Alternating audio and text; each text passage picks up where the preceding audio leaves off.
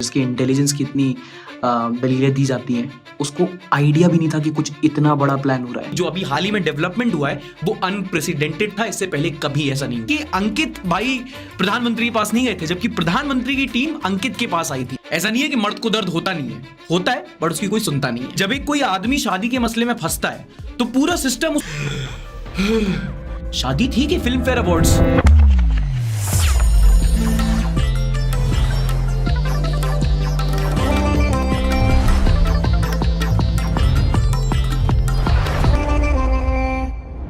नमस्कार, आदाब and welcome.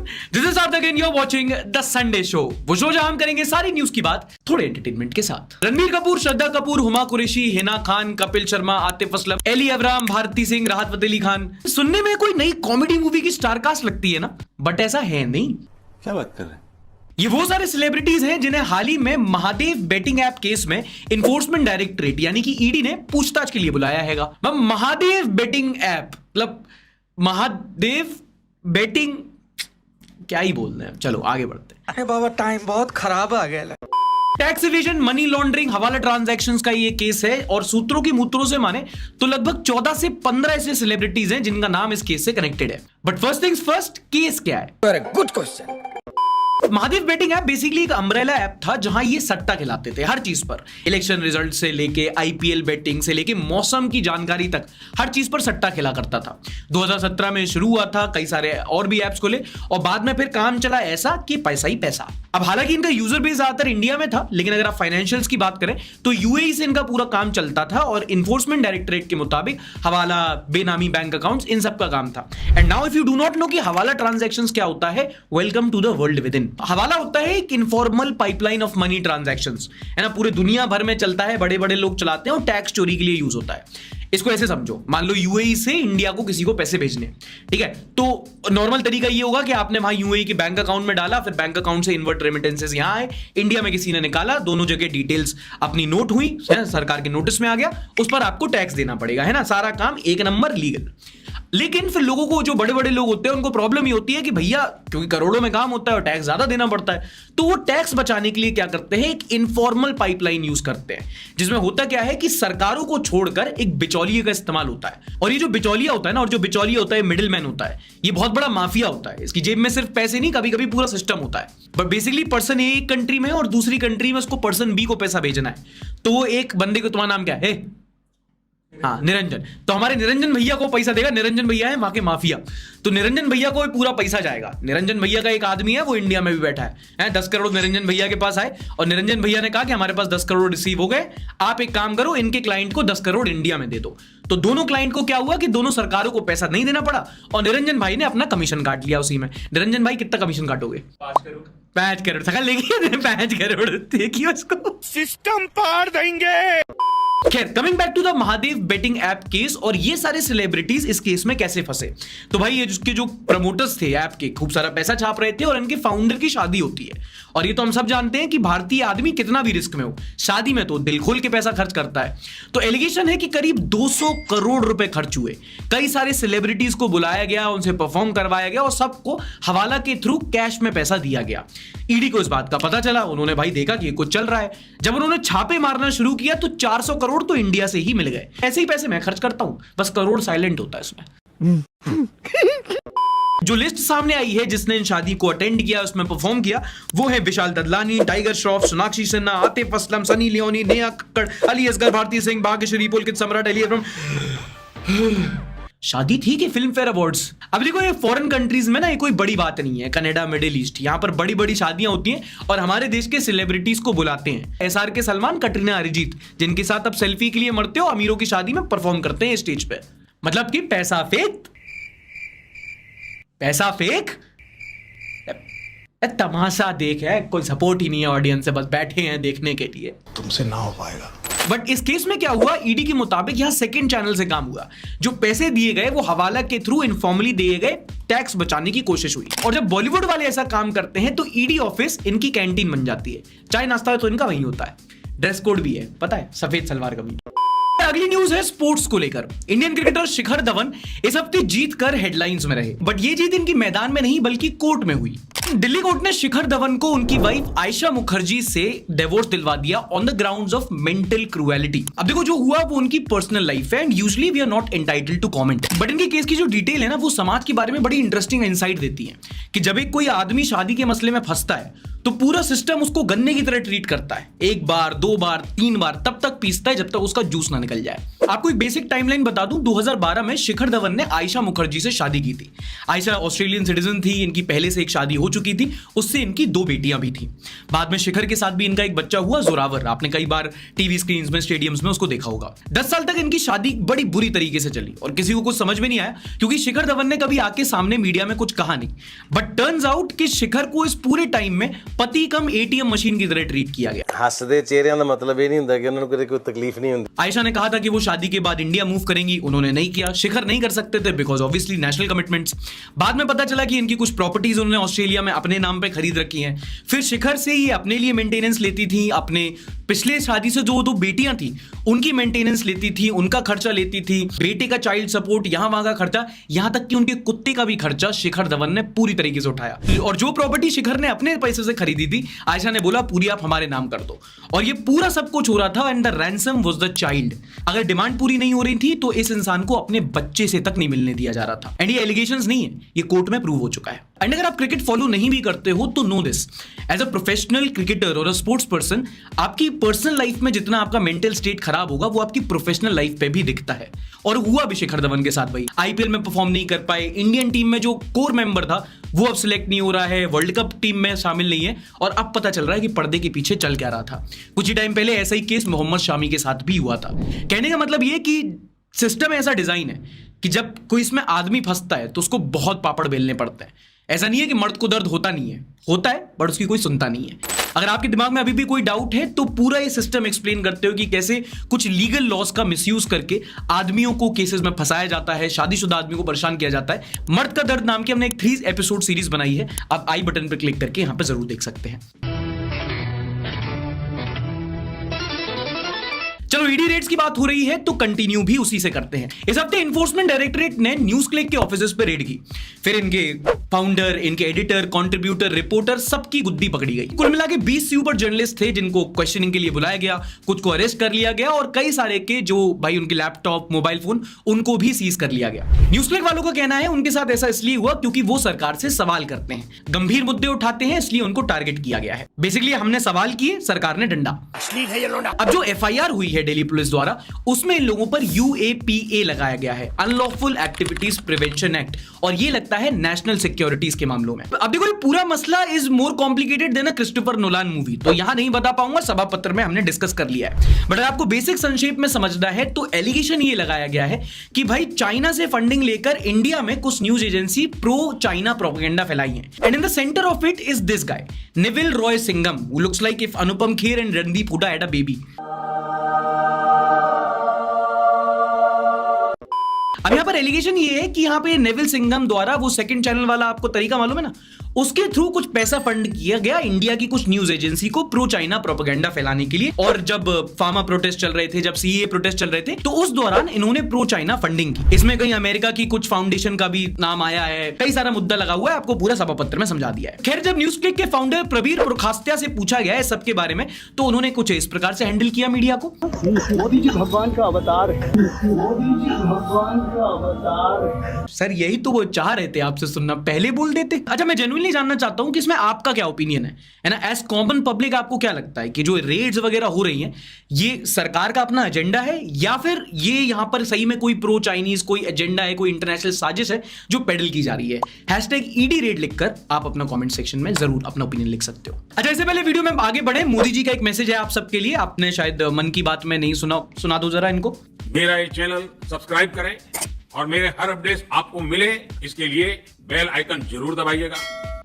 अच्छा, इसी हफ्ते बिहार के कास्ट सेंसस का डेटा भी सामने आया है, वो लॉन्च किया गया है। अभी जो बिहार का कास्ट सर्वे था, ये वहां के चीफ मिनिस्टर नीतीश कुमार का इलेक्शन के पहले एक मास्टर स्ट्रोक था। इससे पहले इलेक्शन है जातीय वोट्स को सेगमेंट करने का एक तरीका। अब खैर उसमें पॉलिटिक्स खेली जाएगी, बीजेपी उसको नकारेगी, जो सपोर्ट करेगी, अरे होगा इन सबका। लेकिन इस डेटा से जो बिहार की डेमोग्राफिक्स पे इंसाइट मिले वो काफी अच्छे हैं, आपसे शेयर करना चाहता हूं। बिहार राज्य की बात करें तो इस जनगणना में पता चला है कि 2011 के सेंसस के बाद बिहार की पॉपुलेशन लगभग 2.5 करोड़ से बढ़ी हुई है। अगर आप जाति के आधार पर बात करें तो लगभग 81% हिंदू आबादी है, 17% लगभग मुस्लिम आबादी है और 1-2% क्रिश्चियंस एंड माइनॉरिटीज की मैप ले सकते हो। 13,07,25,310 ये टोटल बिहार की आबादी है। कास्ट वाइज बात करें तो जो जनरल कैटेगरी के हैं वो हैं लगभग 16%, जो शेड्यूल कास्ट में आते हैं एससीज होते हैं वो लगभग हैं 20%, और जो सबसे बड़ा सेगमेंट है 63% वो है अदर बैकवर्ड कास्ट यानी कि ओबीसी समाज का। तो इसके हिसाब से आगे जाके पॉलिसी बनेगी बढ़िया जेडीयू और बीजेपी में ये होगा। बिहार के बाद अगली बड़ी खबर आई सिक्किम राज्य से, जहां पर टीस्टा वैली में लोनाक लेक की फ्लडिंग की वजह से वहां पर जान माल का भारी नुकसान हुआ। लगभग 20 से ज्यादा लोगों की मौत हो चुकी है, 100 से ज्यादा लोग लापता हैं ऑफिशियली। इससे पहले आपको बताऊं कि हुआ क्यों और कैसे हुआ, आपको एक बार ज्योग्राफिकल लोकेशन समझना बहुत जरूरी है। तो ये जो लोनाक लेक है ये जो हिमालयन रीजन है उसके बिल्कुल ये टिप पर पड़ता है नीचे वाली साइड, और ये पड़ता है जहां पर ग्लेशियर ज्यादा होते हैं वहां पर। तो ये ग्लेशियर मेल्टिंग की वजह से लोनाक लेक बना हुआ है। अब ये जो फिनोमिनन हुआ है ये हुआ है GLOF की वजह से, ग्लेशियर लेक आउटबर्स्ट फ्लडिंग। होता क्या है कि जब दो बड़े बड़े माउंटेन्स होते हैं ना उनके बीच में जब ग्लेशियर लेयर पिघलती है और बर्फ पिघलती है उससे एक छोटा सा पानी की वाटर बॉडी बनती है ना, और जब भी वहां पर कोई बादल फटता है या फिर बारिश का ज्यादा रिसाव हो जाता है तो ये जो लेक होता है ये आउटफ्लो करता है और इसकी वजह से वहां पर आते हैं फ्लैश फ्लड्स। और फ्लैश फ्लड्स जब एक पहाड़ी रीजन में आते हैं तो 2013 की उत्तराखंड त्रासदी से आप समझ चुके होंगे कि वहां पर सब कुछ ले डूबते हैं, जान माल का भारी नुकसान होता है, जो कि यहां पर भी हुआ। इसके और भी कई रीजन बताए जा रहे हैं कि नेपाल में भाई अभी अर्थक्वेक आई थी, वो भी इसको ट्रिगर कर सकती है, और ग्लोबल वार्मिंग भी इसका एक बहुत बड़ा रीजन बताया जा रहा है कि जो ग्लेशियर्स हैं जिनमें जो बर्फ है वो बहुत तेजी से पिघल रही है, जिससे जो अपर हिमालयन रीजन के जो वाटर बॉडीज हैं वो और भी अब ऐसे कैटास्ट्रोफी का शिकार हो रहे हैं। फिलहाल एनडीआरएफ की टीम ने मोर्चा संभाल लिया है, सिचुएशन को कंट्रोल किया जा रहा है और ये एक हेल्पलाइन नंबर जारी किया गया है, आप संबंधित लोगों के साथ शेयर कर सकते हैं। चलो अब घर गृहस्थी वालों के लिए खुशखबरी, सिलेंडर पर सब्सिडी बढ़ा दी गई है। तो हमारे घर पे सिलेंडर को क्या बोलते हैं, हमारे सिलेंडर बोलते हैं। नहीं सिलेंडर। प्रधानमंत्री उज्ज्वला योजना ये एक स्कीम है सरकार की जिसके तहत वो घरों में डोमेस्टिक एलपीजी सिलेंडर मुहैया कराते हैं। इसके लगभग 9.6 या फिर कह सकते हो 10 करोड़ बेनिफिशियरीज हैं देश में, और इनको एक सब्सिडी दी जाती है यानी कि एक छूट दी जाती है, जो भी पिछले महीने तक 200 रुपए अभी बताई गई थी और अब 100 रुपए और बढ़ा दी गई है। इलेक्शन का टाइम आ रहा है ना, तो कुल मिला के अब 300 रुपए की सब्सिडी जो है वो आप ले सकते हैं। 300 रुपए आपके बचेंगे, और जो मतलब जिससे लगभग 2 बडवाइज, अच्छा सॉरी ये टारगेट ऑडियंस दूसरी है, सॉरी सर्दी आ रही है, 300 रुपए मैंने थर्मल वेयर ले लेना। अच्छा अगर आप या आपके घर में कोई अल्ट्रा प्रोसेस फूड का दीवाना है, मतलब कि पैक्ड फूड्स होते हैं ना अपने, कोल्ड ड्रिंक, चिप्स, बिस्कुट वगैरह वगैरह, अल्ट्रा प्रोसेस फूड बेसिकली वो जो किचन में नहीं पाए जाते, दुकानों पे ज्यादा पाए जाते हैं और आप वो ज्यादा खाते हैं, तो अगली न्यूज आपके लिए है। एक स्टडी हुई है जिसने अल्ट्रा प्रोसेस फूड और इंसान की मेंटल हेल्थ के बीच में कोरिलेशन बताया है। यूएस की एक नॉन प्रॉफिट ऑर्गेनाइजेशन है सेपियंस लैब, जिन्होंने लगभग 3 लाख लोगों पर सर्वे किया जिसमें से 30,000 इंडियंस भी शामिल थे। उन्होंने उनको स्टडी किया कि किस हिसाब से वो खा रहे हैं, और उन्होंने पता किया कि हमारी मेंटल हेल्थ और प्रोसेस फूड कंजम्पशन में एक डायरेक्ट कोरिलेशन है। स्टडी में यह पाया कि वो लोग जो प्रोसेस फूड ज्यादा खाते हैं उनकी मेंटल हेल्थ खराब होने के चांसेस 3 गुना बढ़ जाते हैं। एंड इंटरेस्टिंग बात यह है कि स्टडी के results across gender, age and nationality same ही रहे। मतलब दुनिया के किसी भी कोने में कोई भी इंसान हो, अगर वो प्रोसेस फूड ज्यादा कंज्यूम कर रहा है तो उसके मेंटल हेल्थ खराब होने के चांसेस, डिप्रेशन होने के चांसेस भी बढ़ रहे हैं। अच्छा नाउ इंटरेस्टिंगली अगर आप ध्यान से पढ़ोगे तो स्टडी में यह तो बताया गया कि मेंटल हेल्थ खराब होना और प्रोसेस फूड का एक डायरेक्ट कोरिलेशन है, लेकिन यह नहीं बताया गया कि कितना कंज्यूम करने से, कि भाई आप दिन में एक बार खा रहे हैं, हफ्ते में एक बार खा रहे हैं, महीने के रेगुलर कंज्यूमर। एक बहुत ही कैजुअल रिलेशन है, ये टर्म तो पता है ना तुम्हें। अब देखो इसमें पर्सनली मुझे ये लगता है कि खाना सब चाहिए बट थोड़ा सा लिमिटेड क्वांटिटी में। आजकल के टाइम पे प्रैक्टिकल नहीं हो पाता कि आप प्रोसेस फूड बिल्कुल ना खा पाओ, खासकर जब आज हर घर में कुछ ना कुछ ऐसा है, कोई लोग बाहर भी रहते हैं, तो प्रोसेस फूड को पूरी तरह अवॉइड करना मुश्किल हो जाता है। बट हाँ अपनी हेल्थ को भी कंसिडर करना चाहिए। बेसिकली ये कहना चाह रहा हूं कि एक पैर रखो अपना हेल्थ पर, एक पैर रखो प्रैक्टिकलिटी पर, और बीच में मुंह। अच्छा ऑन अ लाइटर नोट, आप हफ्ते में कितने बार प्रोसेस फूड खाते हो और कौन सा खाते हो? बिस्कुट, चिप्स, लेज, कोल्ड ड्रिंक, जो भी है कमेंट सेक्शन में जरूर बताना एक बार। अगली खबर है वेपिंग को लेकर। वेपिंग एक ऐसा ट्रेंड है जो हाल ही में बड़ा लाइमलाइट में आया है, तो दिल्ली के लौंडे प्लीज नोट। हेल्थ मिनिस्ट्री ने क्लैरिफाई किया है कि पोजेशन ऑफ ई सिगरेट्स और vape is also a violation of the law. Basically India में ना इसके लिए एक लॉ है, PECA, prohibition of electronic cigarette act. इसको पाकिस्तान से कंफ्यूज मत कर देना, वहां पे अलग चलता है, वहां पर protection of electronic crime act होता है। अभी जो पीका एक्ट था इसमें ई सिगरेट्स का प्रोडक्शन, सेल्स, डिस्ट्रीब्यूशन, एडवर्टाइजमेंट पर बैन था, तो लोगों ने इसमें एक लूपहोल ढूंढ लिया। उन्होंने कहा भाई हम तो ना प्रोड्यूस कर रहे हैं ना एडवर्टाइजमेंट कर रहे हैं, हम तो बस फूक रहे हैं। बहुत तेज हो रहा है। तो फिर हेल्थ मिनिस्ट्री को आगे क्लैरिफाई करना पड़ा कि नहीं भैया, अगर आपके पास पाया भी जाता है तो भी ये वायलेशन ऑफ द लॉ है। तो थोड़ा देख के अपना फ्लेवर चूज किया करो। ओके, डिस्क्लेमर अलर्ट, अगली न्यूज है इजराइल से रिलेटेड। तो देखना है तो थोड़ी मेंटल टफनेस के साथ देखना, अगर नहीं देख सकते तो कोई बात नहीं, अपनी मेंटल हेल्थ का ख्याल रखो और इस टाइम स्टैम्प तक स्किप कर सकते हो। एक जर्नलिस्ट है माइकल स्टीफन्स, ये फॉरेन पॉलिसी रिसर्च इंस्टीट्यूट में काम करते हैं और ये 20 साल से इजराइल और पैलेस्टीन का इशू कवर कर रहे हैं। उन्होंने एक ट्वीट किया, बोला कि I have worked on Israel Palestine conflict for nearly 20 years and honestly I have no clue on what's going on. What this means or where this heads, literally anything is possible. और ये इन्होंने इसलिए बोला क्योंकि जो अभी हाल ही में development हुआ है वो अनप्रेसिडेंटेड था, इससे पहले कभी ऐसा नहीं हुआ है। इससे पहले अगली न्यूज सुनाऊं, इजराइल पैलेस्टीन का मसला आपको जानना जरूरी है। बेसिकली अगर एक लाइन में बताऊं तो it's two countries fighting for the same piece of land. Detail में जानना हो तो कोई वॉक्स की वीडियो देख लेना। Now Israel has declared a state of war क्योंकि 7 तारीख की सुबह हमास, जो एक टेररिस्ट आउटफिट है, गाजा स्ट्रिप से ऑपरेट करता है, उन्होंने 5000 से ज्यादा मिसाइल्स फायर की हैं इजराइल की सिविलियन ऑक्यूपेशंस पर। Abduction, missiles, mutilation of bodies, murder, mass crimes हुए हैं, अनडिफाइनेबल है, मैं पिक्चर्स नहीं दिखा सकता आपको। एक लाइन में बोलूं तो आतंकवाद। Now first things first, obviously Israel के बिहाफ पे एक बड़ा इंटेलिजेंस फेलियर है। इतना ज्यादा देखने के बाद उन्होंने अब state of war he declare कर दिया, आगे जाके सिचुएशन एक्सक्लेट ही होगी। डिप्लोमेटिकली अगर आप बात करो तो दुनिया की ज्यादातर कंट्रीज ने इसको कंडेम किया है। प्राइम मिनिस्टर ने ट्वीट करके इसको सीधा एक टेररिस्ट एक्टिविटी ही बताया है। इस टाइम तक हालांकि 2 ऐसे देश हैं, सऊदी अरेबिया, कतार, जिन्होंने इजराइल को ही रिस्पॉन्सिबल बताया क्योंकि पैलेस्टीनियंस के खिलाफ एट्रोसिटीज की उन्होंने। सिचुएशन अभी भी डेवलपिंग है, वायलेंस अभी भी चालू है, जब आप देख रहे होगे वीडियो तब भी होगा। मैं बस इसमें इतना बता सकता हूं कि जब भी इजराइल पैलेस्टीन का मामला आता था तो 3 तरह के तर्क होते थे, 3 साइड्स ली जाती थी बेसिकली। एक होता था आई स्टैंड विद इजराइल, दूसरा होता था फ्री पैलेस्टीन एंड तीसरा था न्यूट्रल, जिनको ज्यादा पता तो नहीं था but let there be peace. अब इस अटैक के बाद क्या हुआ है कि जो न्यूट्रल साइड था ना वो खत्म हो चुका है। कई लोगों ने गुस्से में ट्वीट करके बोला कि you can't cry human rights and then bomb innocent civilians, which is true. कुछ लोगों का ये भी तर्क था कि भाई पैलेस्टीनियंस क्योंकि इजरायली ऑक्यूपेशन में सफर कर रहे थे तो वो उनका एक रिटेलिएशन था। एंड ठीक है, एंड एज इंडियंस जो दूसरे देशों के मसले पे डिस्कस कर रहे हैं, मेरा यही मानना है कि भाई आपका अपना ओपिनियन है, हमारा अपना ओपिनियन है, रखना है, बात करनी है, डिबेट करना है, बट आपस में नहीं लड़ना है। एंड इसमें आपका स्टैंड होगा कि what about Palestine occupation, what about this, what about that, फलाना ढिमकाना। बट डेड वुमेन सोल्जर्स को स्ट्रिप करना, रेप, अबडक्शन, एम्बुलेंसेस पे बॉम्बिंग करना, ये एक वॉर क्राइम है। ये आर्ग्यूमेंट तो फिर 9/11 पे भी दिया जा सकता है कि उसके पहले अफगानिस्तान में जो यूएस फोर्सेस ने किया उसका क्या, व्हाट अबाउट दैट। व्हाट अबाउटरी का कोई सोल्यूशन नहीं है, कितना भी जस्टिफाई कर लो, ये है तो terrorism. Okay, so it's around 11 o'clock in the night और अभी की अपडेट ये है कि इजराइल ने भी अपना रिटेलिएशन चालू कर दिया है। They have cut off the electricity from Gaza strip, बिजली नहीं देंगे अब वो, और it's a full state of war.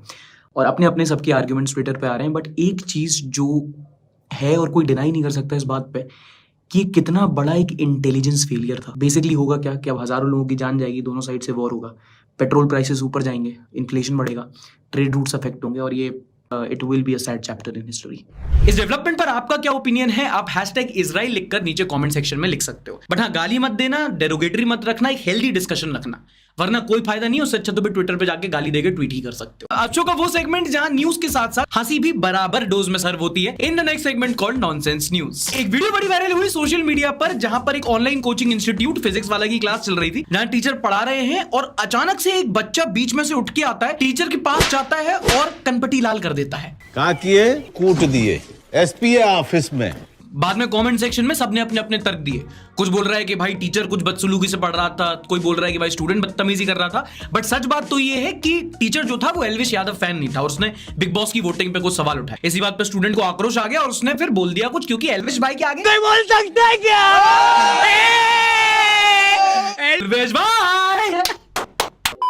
और ये ना दिल्ली के लौंडों में प्रॉब्लम है, ये छोटी छोटी बात पे हीट अप हो जाते हैं। जानता है मेरे को, मैं कौन हूं, रैपट मार के गुद्दी लाल कर दूंगा। टीचर से मारपीट कर रहे हो, अरे यूपी के लौंडों से कुछ सीखो। आगरा में भी 2 लौंडों की अपनी टीचर से भिड़ गई, चाहते तो वो भी मारपीट कर सकते थे, लेकिन उन्होंने उसके पैर में गोली मारी।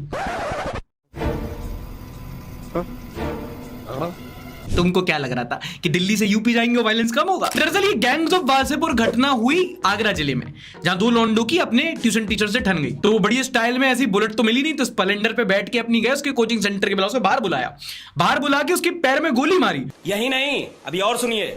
और फिर बाद में रील बना के बोल रहे हैं कि भैया 40 गोली मारनी है, 1 डाउन 39 मोर टू गो।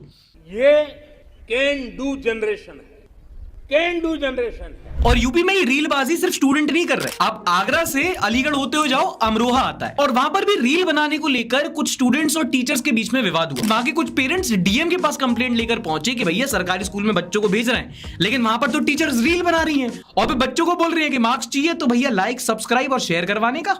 भाई यहाँ पे क्या हो रहा भाई, ये कहाँ फंस गया भाई मैं। भैया हम भी देखें जरा।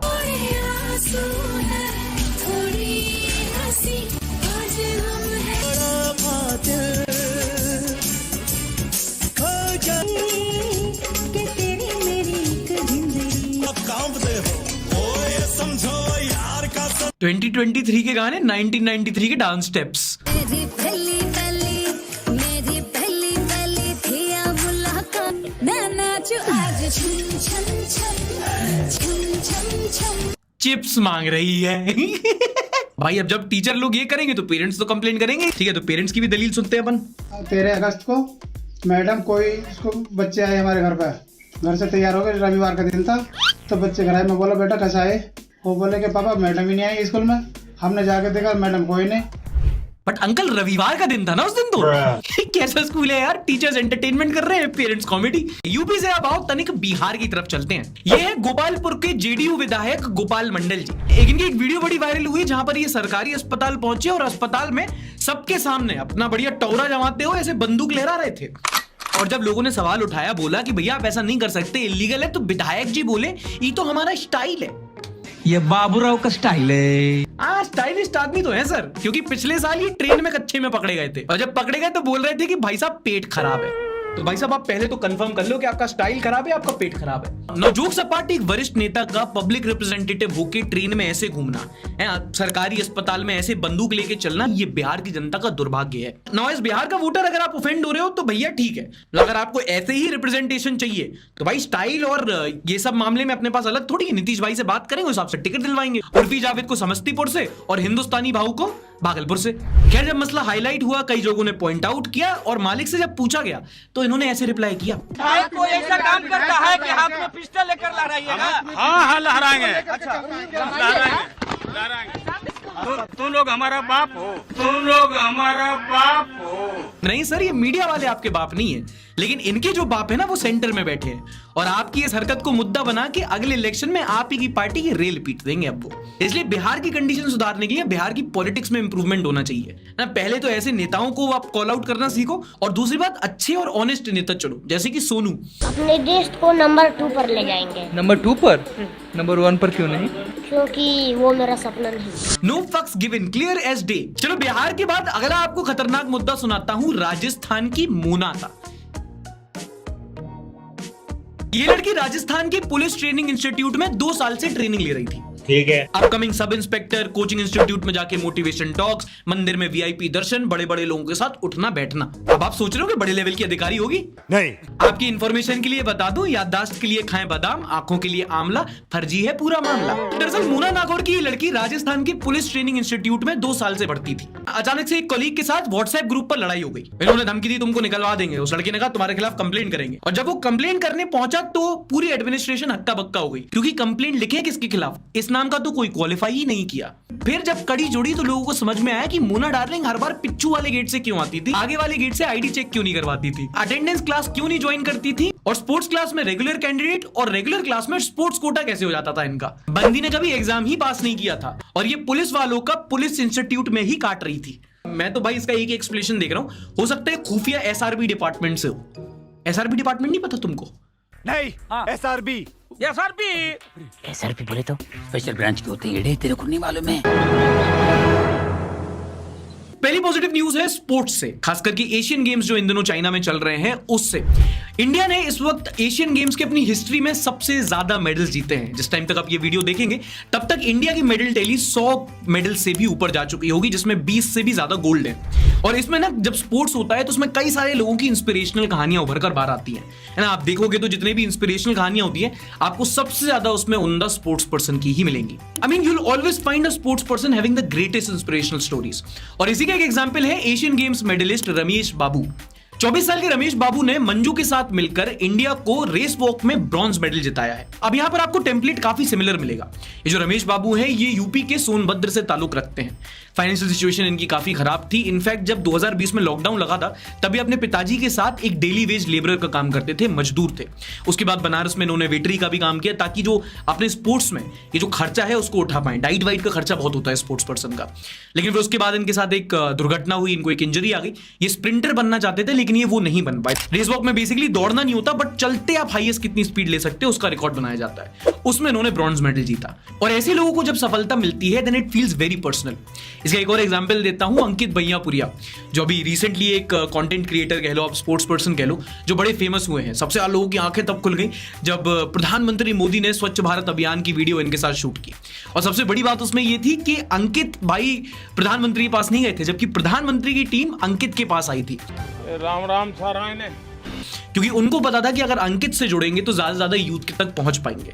अंकित भैयापुरिया की अगर आपको कहानी नहीं पती तो हरियाणा के एक गांव है भैयापुर, वहां से एक स्पोर्ट्स पर्सन है, एथलीट है, रेसलर है। और ये क्या करते थे कि 75 डे हार्ड चैलेंज किया था इन्होंने, जिसमें सुबह उठ के आपको कुछ ऐसे 5 टास्क करने होते थे और इसी की रील बना के उन्होंने अपलोड की।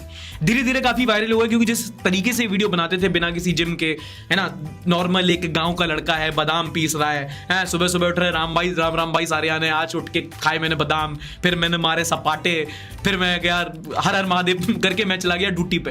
तो ये लोग, इससे लोग बड़े कनेक्ट किए, है ना। और आज भी बंदा इतनी पॉपुलैरिटी लेने के बाद अभी भी बहुत हम्बल है। आप देख सकते हो कि प्रधानमंत्री को इंटरव्यू दिया, उसके बाद जाके स्टेशन पे जाके वर्कआउट कर रहा है कहीं पर। ये इन्फ्लुएंसर, इनको आपको फॉलो करना चाहिए, नॉट पीपल लाइक अदर्स और इवन लाइक मी। ये लोग हैं जिनको आपको जेन्युइनली इन्फ्लुएंस करते हैं ना पॉजिटिव डायरेक्शन। वरना आजकल के आप इन्फ्लुएंसर देखोगे 4 मेकअप किए, 2-3 हजार फॉलोअर के साथ इंस्टाग्राम ग्रोथ और यहां सेमिनार वहां सेमिनार जाके स्पीचेस देते हैं, फिर स्टारबक्स की कॉफी और आगे जाके मैनिपुलेट ही करेंगे आपको। But you should follow people like these, people like Ram Babu, people like Ankit Bhaiyapuria, these are the real influencers। चलो कमेंट खेल ही रहे हैं तो अब आप ये भी बता सकते हो कि आपकी लाइफ में ऐसी कौन सी पर्सनैलिटी है, कोई सेलिब्रिटी भी हो सकता है, आपके जान पहचान वाला भी हो सकता है, जिसने आपको बहुत इंस्पायर किया हो, है ना। मैं अपना पर्सनली बताऊं तो मुझे विराट कोहली बहुत इंस्पिरेशन लगता है। आपकी जिंदगी में ऐसा कौन है जिसने आपको बहुत मोटिवेट किया है, इंस्पायर किया है? #myinspiration लिखकर उस इंसान का नाम एक बार कॉमेंट सेक्शन में जरूर बताना। इतना अप्रिसिएशन तो उस इंसान का बनता ही है। एशिया कप के बाद अब वर्ल्ड कप स्टार्ट हो चुका है और इस वक्त बारिश जो है वो आसमान की नहीं बल्कि मीम्स की स्टार्ट हुई है। और जनाब क्या चल रहा है? This is not the first time Pakistanis are intentionally trying to change the boundaries in India. भाई से बाउंड्री लंबी कर दी ड्यूरिंग यूपीआई ट्रांजैक्शन। मी बैंक सर्वर शॉपकीपर बीच में सो रहा है। वो ये हुआ क्योंकि साउथ अफ्रीका का जो कैप्टन है तेम्बा बबूमा, वो जो है वो एक प्रेस कॉन्फ्रेंस में सो गए। Team India world cup preparations in full swing, that one mosquito program में थोड़ा चेंज रहने का। हाँ यार, वो शुभमन को वो हो गया ना, डेंगू हो गया।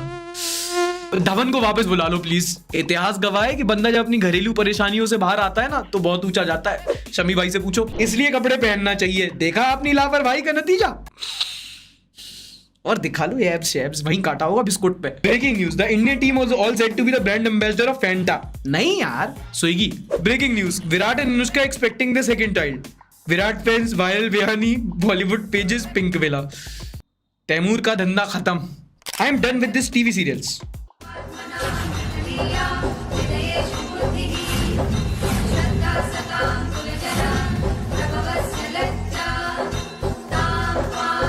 ये तुमने सही में एडिट किया है? मीम था, ये वीडियो था पूरा, इंस्टाग्राम से लिखा है पूरा। तो ये सही में मोनालिसा की पूजा कर। ओरे बे, डाविंची कबर में कड़कड़ा गया बिल्कुल इस टाइम पे। Bro didn't even hesitate. You ever seen Big Boss? I've not. Do you know the concept? I know the concept because I saw the British version sometimes. Achha, Big Brother. It's basically what they You did. lock them in a house. It's basically what they did to you. ओ भाई सुन, 19 रुपए का recharge कर दे। Okay, इस वाले number पे ना। हाँ, जनता से सेवा चलते हैं, जनता से मसीहा है। अच्छा, हाँ, क्या सेवा की है? बहुत सेवा किया है। योगी जी भी तो करते हैं। क्या दिए हैं योगी जी? उसने 19 का रिचार्ज कर दिए। जनता की सेवा करते हैं, मसीहा है। फ्रेंड, तू मेरे बारे में जानता ही क्या है? बीच बीच में स्त्री चरित्र से बहक जाते हैं। जी गुरुजी। एक बार बहुत ज्यादा फंस भी गए थे ब्लैक मेलिंग में, जिस कारण से आपको आर्थिक घाटा भी हो गया है। आगे लुगिया चरित्र में मत पड़ना, लंगोटा ढीला मत रखना। लुगिया चरित्र में मत पड़ना, लंगोटा ढीला मत रखना। ये दोस्तों को बताने लायक चीज है। कॉल गंदी मछली।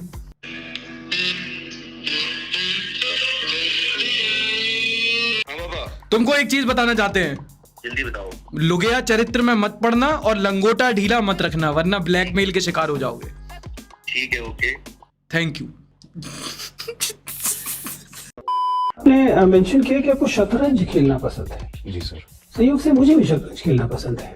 चलिए तो खेलना शुरू करते हैं। E4 sir elephant. E4 elephant. ऐसे लोग बनते हैं भाई, खतरों के खिलाड़ी। People asking for the 50th time how was your exam, frustrated me. फिर वही जवाब बोल रहा है, दे देंगे 2 मुक्का नाच के गिर जाओगे। भाई लालू यादव सबसे सैवेज पॉलिटिशियन था पूरी हिस्ट्री में। Me and my teammate after restarting match due to mic glitch. Hello hello hello, हाँ माता जी आवाज आ रही? हेलो, ये सब भी होता है क्या बाबा बागेश्वर धाम? फिर तो मैं जरूर जाऊंगा। अगर इतना कंटेंट मिल रहा है तो मैं भी भक्त, फिर आज से हटाओ।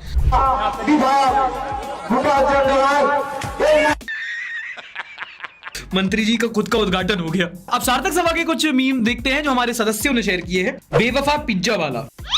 बेवफा पिज्जा वाला क्या ओरिगानो की जगह धोखा डाल के देते हो क्या? प्रेमी जोड़ों के लिए 70, प्यार में धोखा खाए लोगों के लिए 40। Slice of love. Thank you भाई, कोई तो सुना हम लोग की। Once Arnab ran the hashtag China Get Out and his show was sponsored by Chinese company Vivo. This never gets hooked. Chinese company sponsor करके कह रहे हैं China get out. Clean roads campaign, लेकिन स्पॉन्सर कर रहे हैं पान मसाला। Big boss Singh अपने काम से काम रखो। Zee news marked itself safe from police raids. Zee news और बीजेपी का झंडा एक साथ लगाए। Bro didn't even hesitate. क्यों न्यूज में एजेंडा हो सकता है, गाड़ी पे झंडा नहीं हो सकता? तो ये थे इस हफ्ते के सबसे बेस्ट मीम्स। अगर आप भी अपने मीम्स शेयर करना चाहें तो ये QR कोड स्कैन करके आप हमारी सभा मेंबरशिप ले सकते हैं। साथ ही साथ आपको मिलेंगे हफ्ते की सारी news via exclusive videos directly on your WhatsApp, जिसके बारे में आप हमारी वेबसाइट पर जाके बाकी लोगों से डिस्कशन भी कर सकते हैं। साथ ही में आपको मिलेंगे BTS वीडियोस और कई सारे एक्सक्लूसिव मेंबरशिप बॉक्स। अगर आपको चैनल की बाकी वीडियोस देखनी है तो आप यहां क्लिक करके देख सकते हैं। मैं मिलूंगा आपसे अगली वीडियो में, तब तक के लिए टाटा बाय बाय, शब्बा खैर। Like, subscribe, share.